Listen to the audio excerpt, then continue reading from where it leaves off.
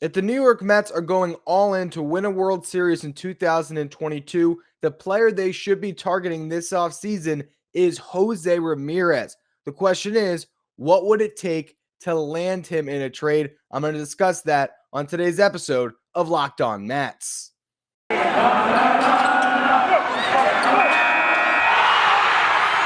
are Locked On Mets, your daily New York Mets podcast. Part of the Locked On Podcast Network, your team every day.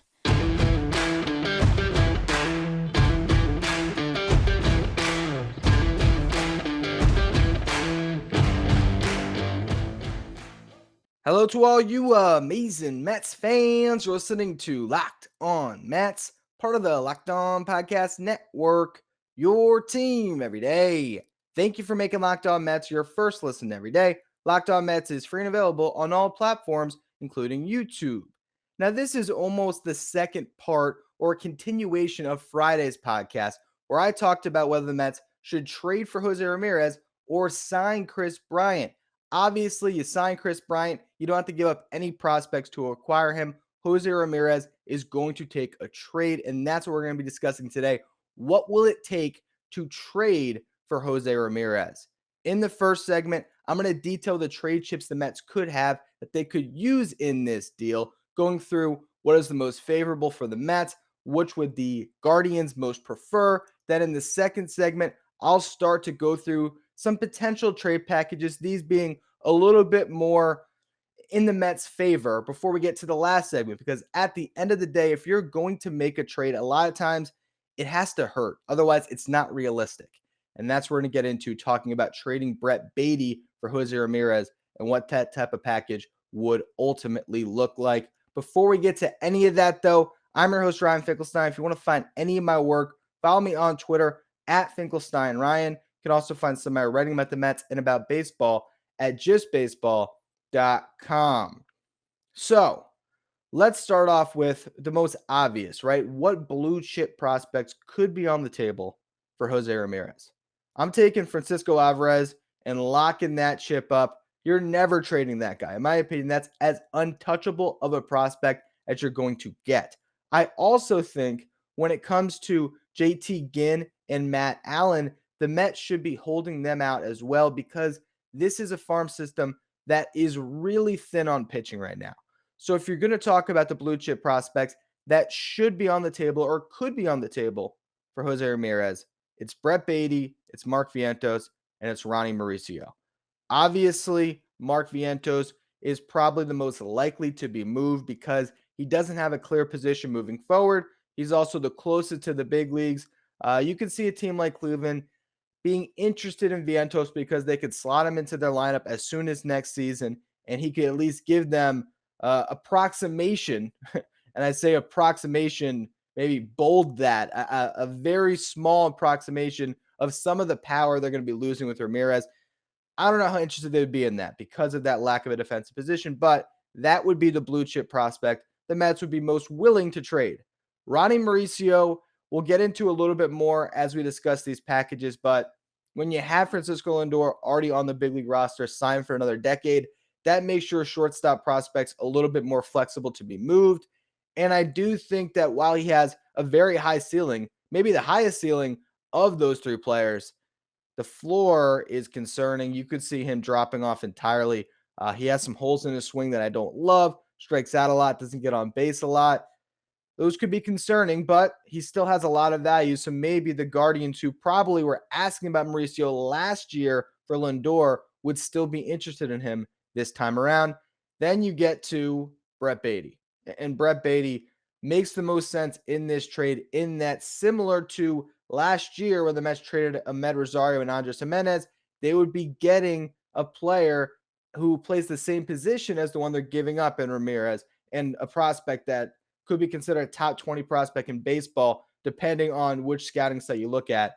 For just baseball, I believe we did have him at 21, if I'm not mistaken. So a really good prospect. Let's get into some of the other players, though. So you got the MLB players, right? David Peterson, Tyler McGill, to me, fall into the same class as JT Ginn and Matt Allen. Not that they are considered to have the same trade value by any stretch, because those two are still prospects that It's almost like when you drive a used car off the lot, or you drive a new car off the lot and it becomes a used car, right? That's what David Peterson and Tyler McGill are. But for the Mets, they need that pitching depth. So while Cleveland could ask about them, I would hold on to those guys.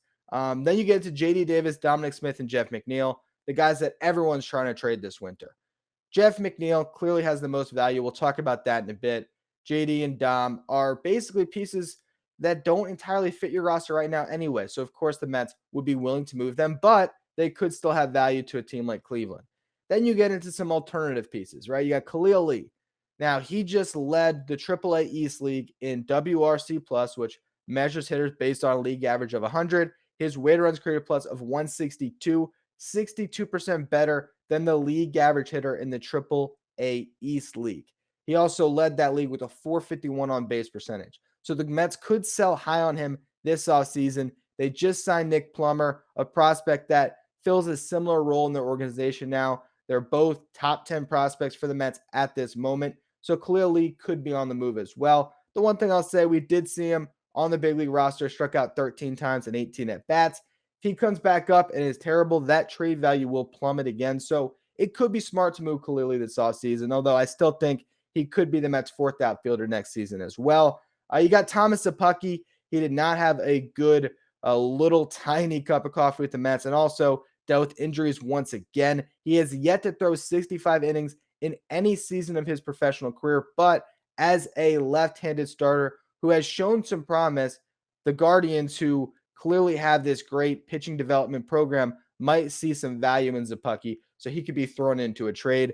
You got Carlos Cortez, Jalen Palmer, potential super utility guys at the big league level once they eventually graduate. Maybe higher floor, lower ceiling type guys.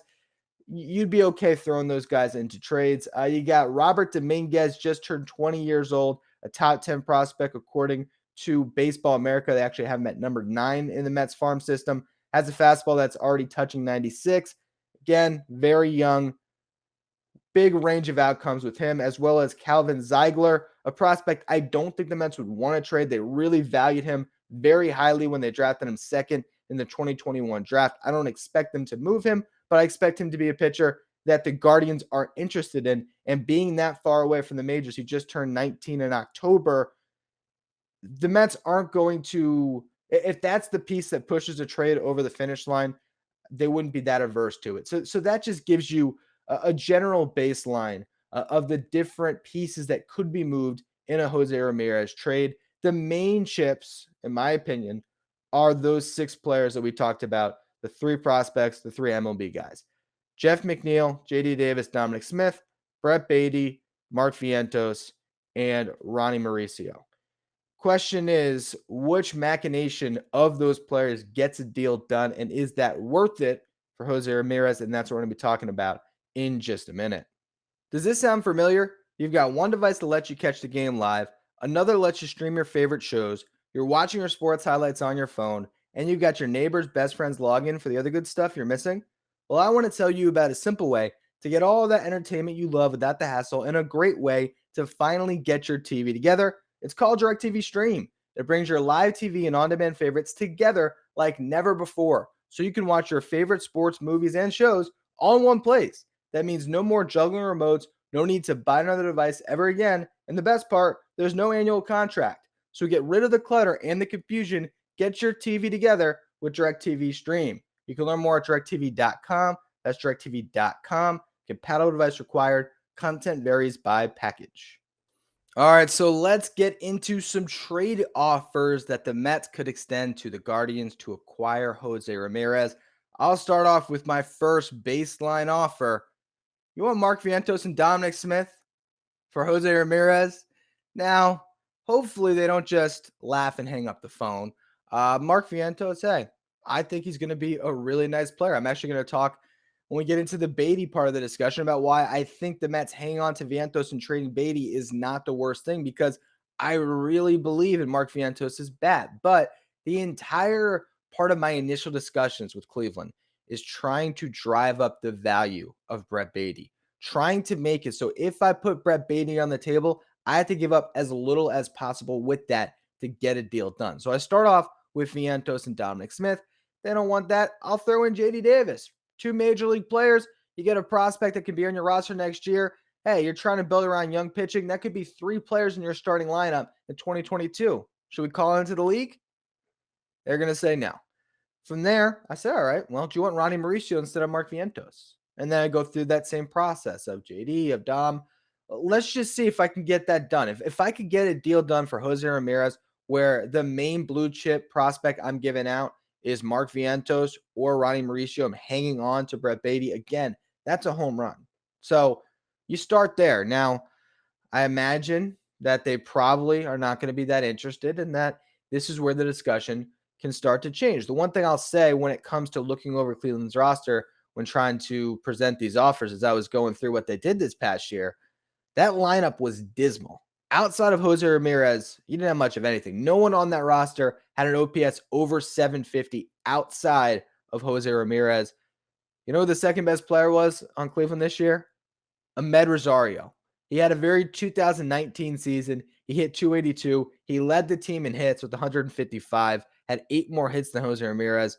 Slugging percentage about 130 points lower. A lot of singles for Amed Rosario, but still, this is where the Mets major league players could be of value to Cleveland because they still won 80 games. So if they were to get JD Davis, Dominic Smith, Jeff McNeil, all these different pieces, it would help them next year, but you're not going to be trading Jose Ramirez for what's going to help you next year. It's about the future. That's where it comes to the prospects. And I don't know if they're going to be completely bought in on a trade for Ronny Mauricio or Mark Vientos unless they're getting Jeff McNeil in the trade, because Jeff McNeil is the piece that, when it comes to the major league players the Mets have, makes the most sense for this Cleveland team. A guy that's super versatile. So as your prospects are debuting, as you're trying to build out your team, he can be shifted all over the place, but a former all-star, somebody that is under team control for 3 more years. Jeff McNeil, he won't be entering free agency until his age 33 season, so he would be very open to a team-friendly contract extension. Cleveland can give him a 5-year deal. Doesn't even have to be a ton of money. I don't want to shortchange Jeff and say $30 million, but it doesn't sound entirely crazy. If you're talking about buying out 3 years of arbitration and 2 years of free agency, maybe a little bit more than that. But point being, that is a player that they can get that would be cost controlled. That would be a nice starting player for them. That could be an all-star, was an all-star. He's not going to carry a lineup like Jose Ramirez, but Jeff McNeil is still a really good player that I think still has some trade value. So that would start to open the door. Maybe you could get a deal done. All right. So let's just say we're talking a McNeil plus Vientos or McNeil plus Mauricio type trade. That might even be enough to start to open a dialogue where now you're throwing in JD and Dom, or you're throwing in Khalil Lee and some of those minor league prospects, some of those lottery ticket arms. Who knows? Maybe that does get a deal done. Last year, I did not think that Amed Rosario, Andres Jimenez, Isaiah Green, and was it? I'm 99% sure it's Joshua. Hold up. Okay, you know what? I apologize to Josh Wolf. This is a problem I had ever since the Mets drafted him in the 2nd round. I always wanted to call him Zach. I don't know why. Is it Josh? Is it Zach? It is Josh. But I never thought that Josh Wolf, Isaiah Green, and Andres Jimenez and Amed Rosario was going to get the Lindor trade done. And it did. So maybe they would be open to Jeff McNeil, Mark Vientos, Khalil Lee, and Thomas Sabucky. I just don't think that they would be. But maybe they would. I could be wrong. And if that's something that happens, I'm all in on that. When it comes to Mark Vientos and JD Davis, I think they're very similar players. So if Mark Vientos is going in a trade package, I'd want to hang on to JD Davis for my MLB roster, because I think the Mets bench is getting pretty left-handed heavy with Dominic Smith, Robinson, Cano, depending on how you build out this team. So having JD around, I think, is good for the Mets if you don't have Vientos. Personally, I like to see JD Davis shipped out this offseason, regardless of if it's a Jose Ramirez trade or just in general, because I'd like that door to be wide open for Mark Vientos to have a place on the 2022 Mets as that right-handed masher off the bench / DH type player who can get some playing time at third, some playing time at left, however they can get him some at-bats. But getting back to this package here, if it's Jeff McNeil, Ronny Mauricio, and JD Davis, okay, that's something that's interesting to me. You're giving them a potential all-star player in Jeff McNeil for the future. Ronny Mauricio, high ceiling, blue chip prospect. JD Davis, high floor hitter for their MLB roster. Jeff McNeil, Mark Vientos. Now I'm hanging on JD Davis and Dominic Smith. That's an interesting start to a package that I think maybe opens a dialogue that could lead to a trade. At the end of the day, when you're looking at all of these different packages, the Guardians are going to want a blue chip prospect that can turn into the next Jose Ramirez. And that's why it gets back to Brett Baty. All roads are going to sort of converge and lead to that, because this is a player with more trade value than even Lindor had last offseason, because Jose Ramirez is under control on a team-friendly deal for the next 2 years. They can shop that, and any team in baseball can be in on this. The New York Yankees have a great farm system. Why wouldn't they be in on Jose Ramirez? You could just name your team. The Dodgers, why wouldn't they be in on Jose Ramirez? Why wouldn't, I don't even know, the Astros, if they have a good farm system and they want to put Bregman at shortstop and have Jose Ramirez replace Carlos Correa for the next 2 years. I'm just saying they can open this up to the league and really have their pick of the litter. Last offseason, the Mets were able to get a better deal for Lindor because of his impending free agency and this idea that it would take a $341 million contract to keep him long-term. That certainly impacted the trade value. This is going to cost more, and it's going to hurt. It's going to hurt to acquire Jose Ramirez, but it might be worth it. And I'll talk about what Brett Baty packages could get a deal done, whether that's worth it, in just a minute.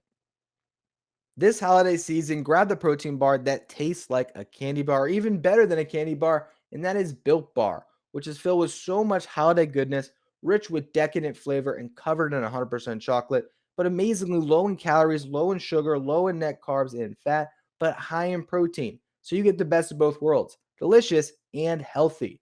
Built Bar gives you that extra fuel you need when you're busting down those mall doors or battling all the holiday shoppers, or if you're just standing in an endless line. Built Bar can give you the extra little something that'll keep you going. Throw one in your jacket or purse. You never know when you're going to need it. And if you want, here's a little special tip for you. If you want to cozy up, have something nice and warm while you're getting that piping hot cup of cocoa, dip your Built Bar into it. Let it melt a little bit. Give your beverage a little bit of that Built Bar flavor. Plus, you get a nice melty Built Bar to go with it. Although, from personal experience, I would suggest having a couple napkins on hand if you're going to try that delicious treat. If you want to try Built Bar today, go to Built.com. Make sure you use the promo code LOCK15, and you'll get 15% off your next order. Again, that's promo code LOCK15 for 15% off at Built.com. So let's get to the part of this podcast I've not been looking forward to, the idea of trading Brett Baty for Jose Ramirez, because honestly, this is the most realistic trade package to even begin to discuss. Brett Baty, a prospect that Cleveland can look at and really sell to their fans, really believe in as a Jose Ramirez eventual replacement, someone that can carry a franchise in 3 years, 4, 5, or 6 years. That's what they want in Cleveland. They need those players who are cheap because of how they choose to run their team, that are under team control, that can be above average, potential eventual all-star contributors. And I think they're going to view Brett Baty in that light more than they would view Mark Vientos or Ronny Mauricio. Now, the entire purpose of the last segment was me trying to pitch ideas like I was Billy Epler to also drive up that value of Brett Baty, knowing that eventually we would get to this stage in the discussions where you'd present Brett Baty as untouchable, and then you finally put him on the table and try to get a deal done from there and try to work off of that. Now, if they want Ronny Mauricio and Mark Vientos on top of already including Brett Baty, I nix that. I say, no.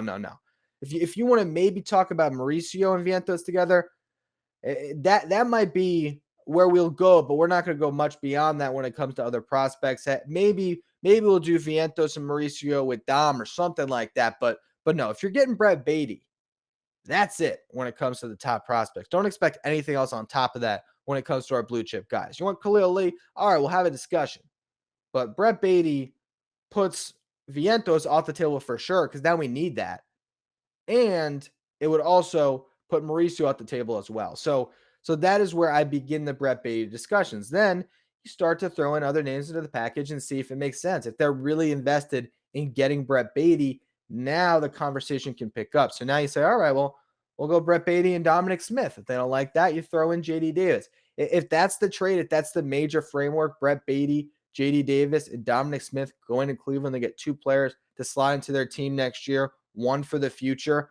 I love that. Even if you had to throw in Thomas Sapucki or somebody else along those lines to fill it out, they want a lottery ticket pitcher arm. That's okay with me, because I still have Mark Vientos. I still have Ronny Mauricio. So I'm still holding on to a good amount of my blue chip prospects. And Dominic Smith and JD Davis, as we've already discussed, are players that you're sort of getting close to moving on from anyway. While they still have value to other teams, they can still be really good players in this league. I still believe in that. You're definitely comfortable moving them. Here's where we get to the trade that really makes the most sense to me on both sides, where if I pull any Mets bias out of it, what would Cleveland want? What would make sense for them? What would allow them to actually give up Jose Ramirez and trade him to the Mets when they can trade him to any team? Think about it. That's the value. Other teams can be in on this. It's a Jeff McNeil, Brett Baty trade. That's what makes the most sense. Because it hurts. If it hurts you, like I said, then it makes sense. Then it's realistic. And you have to decide if that's worth it to you. If you believe in Jeff McNeil enough that he can be part of this team moving forward, if he can be an all-star again for the New York Mets, then you shouldn't even be on the phone for Jose Ramirez anyway. But if you're getting to the point where that clubhouse thing is real, where you think that you should probably move him because he doesn't jive with Francisco Lindor, and Jose Ramirez would be a much better fit for your clubhouse chemistry and weighing on 2022, then you're comfortable moving Jeff McNeil, and you're also comfortable moving Brett Baty, because Jose Ramirez replaces Brett Baty. He's going to be your third baseman again for the next 7 years. So then that's okay. That's my focus point. So now I'm trying to give up as little as possible beyond that. We already said JD Davis and Dominic Smith are pieces that you're comfortable moving because they don't entirely fit your team, but you also don't need to trade 3 pieces from your big league roster to get Jose Ramirez to bring one in. So now maybe I'm trying to hang on to one of JD or Dom while I'm getting Ramirez. And that is kind of dealer's choice. But again, if I can hang on to Mark Vientos in this trade, I look at Mark Vientos and say, well, he can play the JD role. So now if I can hang on to Dom in this, and Dominic Smith can still be part of my team moving forward as a potential future trade chip if he can rebuild his value, or just a nice piece, getting some playing time from Pete at first base, DH. If you have to throw him in the outfield, you can. Hey, Billy Upper likes guys that can play on the dirt and the grass. Dominic Smith technically can do that. So, all right, maybe now we're talking Jeff McNeil, Brett Baty, JD Davis, maybe one more prospect. Maybe it's a Bucky. Okay, you're getting somewhere. So that is the basic outline I'd be looking at here. A Brett Baty, Jeff McNeil trade makes a lot of sense. And I think that should be enough to really get the conversation moving, where you don't have to give up another player that really hurts on top of that, where you can hang on to whichever players you value most. I don't know how the Mets value Khalil Lee or Carlos Cortez or Jalen Palmer, but you can start to dictate the terms more if those are the 2 big pieces on the table. Because again, Cleveland can look at that trade and say, well, Jeff McNeil on our current team can be an all-star, can fill a lot of roles for us, can be signed cheap. We can keep him around. Brett Baty can replace Ramirez in a year or 2. Maybe that is the best offer they have on the table. It always comes down to which blue chip or which top-end talent you're getting in a trade. And then some of the other pieces that get thrown in are, the lottery tickets. And I think if you get to a point here where the net result is Jose Ramirez is on your team, you still have Mark Vientos, you still have Ronny Mauricio in your farm system, you still have Francisco Alvarez and all those other untouchables I talked about, I think this is a move that you have to seriously consider, because if you're talking about what your starting lineup could look like, what your roster could look like, Jose Ramirez, Francisco Lindor, and Pete Alonso in the same infield for years to come, that's pretty amazing. The outfield right now we think is pretty set with Mark Canha. Starling Marte and Brandon Nimmo for at least the next 2 years. That's pretty solid. Eduardo Escobar having a role on this team, getting a lot of at-bats. He can be your second baseman if you want. It just, the team makes a lot of sense that way. And then, like I said, I'm so high on Mark Vientos. If they can hang on to Mark Vientos on a team that still has José Ramírez, I think that fits very well. I think that he can get his at-bats as a DH, teach him how to play a corner outfield spot, and just let the kid rake. So that's where I'm at right now. I think the most realistic path to acquire José Ramírez is a package that starts with Brett Baty and Jeff McNeil, and hopefully doesn't require much more on top of that when it comes to the blue chip players that you're really trying to hold on to. So it's up to you guys now. Go in the comment section on YouTube. Tell me on Twitter at Finkelstein Ryan, what do you think about these trade packages? And we're going to get somebody on this week as well to give a Cleveland perspective, whether they would take any of these deals or if there's something better they're looking for from another team maybe to trade José Ramírez, where they can get maybe a prospect package just a little bit more enticing. Anyway, that's going to be all for today's episode of Locked On Mets. As always, thank you for listening. Make sure you follow, rate, and review wherever you get your podcast. Make sure you follow me on Twitter at Finkelstein Ryan. Follow the show at Locked On Mets. Thank you for making Locked On Mets your first listen every day. Now for your second listen, check out Locked On MLB Prospects. Hosted by RM Layton, Locked On MLB Prospects is the best place to go to learn about the stars of tomorrow. You can follow Locked On MLB Prospects wherever you get podcasts.